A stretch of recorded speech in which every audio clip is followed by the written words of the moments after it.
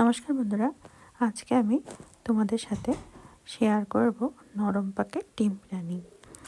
তো আমার আজকে কিছু রান্না করতে মন চাচ্ছিল না, তাই আজকে আমি এভাবেই নরম পাকের ডিম বিরিয়ানিটা তৈরি করে নিয়েছি।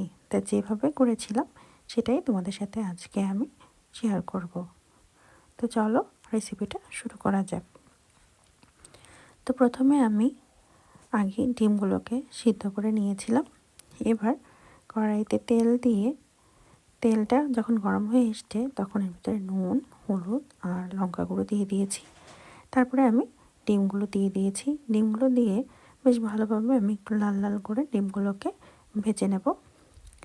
ডিমগুলো ভাজা হয়ে গেলে আমি ডিমগুলোকে তুলে নেব। ওই একই তেলে আমি আলুগুলো দিয়ে দিয়েছি। আলুগুলোকেও আবার খুব ভালোভাবে আমি একটু ভেজে নিচ্ছি। আলুগুলো ভেজে নেওয়ার পরে তুলে নিচ্ছি। এবার ওই তেলেই আমি তেজপাতা, দারচিনি, এলাচ দিয়ে দিলাম ফোড়ন হিসেবে। এবার দিয়ে দিলাম পেঁয়াজ কুচি। পেঁয়াজ কুচি দিয়ে পেঁয়াজটা ভাজা হতে হতে আমি মশলাটা বানিয়ে নিচ্ছি। মানে হলুদ গুঁড়ো, লঙ্কা গুঁড়ো, জিরার গুঁড়ো, ধনিয়ার গুঁড়ো, কাশ্মীরি লঙ্কার গুঁড়ো, একটু গরম মশলার গুঁড়ো, দিলাম আদা রসুনের পেস্ট, দিয়ে দিয়েছি বিরিয়ানি মশলা, দিয়ে বেশ ভালোভাবে একটু আমি পেস্ট বানিয়ে নিলাম। এবার দেখো পেঁয়াজটা কিন্তু অনেকটা আমার ভাজা ভাজা হয়ে গিয়েছে, মানে নরম হয়েছে। আমি দিয়ে দিলাম লবণ আর একটু ভেজে নিলাম, লাল লাল করে একটু ভেজে নেওয়ার পরে এর ভিতরে যে মশলাটা আমি তৈরি করেছিলাম সেটাই দিয়ে দিলাম।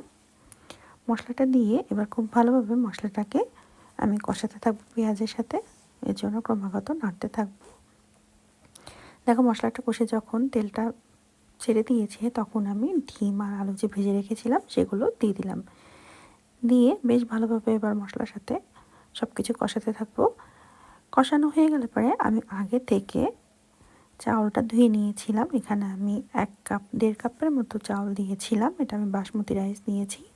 তো সেটা দিয়ে বেশ ভালোভাবে আমি কষিয়ে নিলাম। এবার আমি এখানে গরম জল দিয়ে দিচ্ছি পরিমাণ মতো। যেহেতু 1.5 কাপ নিয়েছিলাম চাউল, আমি এখানে 3 কাপ মতো জল দিয়েছি। এবার একটু নাড়িয়ে চাড়িয়ে দিলাম, কাঁচা লঙ্কা দিয়ে দিলাম। এবার আমি ঢেকে দিলাম মিনিট 10-এর জন্য। দেখো আমি কিছুক্ষণ সময় পরে খুলে নিয়েছি। এবার একটু দিয়ে দিলাম ঘি, একটু নাড়িয়ে চাড়িয়ে নিলাম। আমার কিন্তু রেডি হয়ে গিয়েছে, মানে 10 মিনিট পরে খুলে দেখেছি রেডি হয়ে গিয়েছে। এখন আমি পরিবেশন করব। খেতে কিন্তু খুব টেস্টি হয়েছিল, যেহেতু নরম পাকে খেতে কিন্তু খুবই ভালো হয়েছিল। তোমরাও ট্রাই করে নিতে পারো। তো আজকের মতো এখানে বিদায় নিচ্ছি। আমার রেসিপিগুলো ভালো লাগলে অনুরোধ ছিল আমার চ্যানেলটিকে সাবস্ক্রাইব করে আমার পাশে থাকার জন্য। টাটা।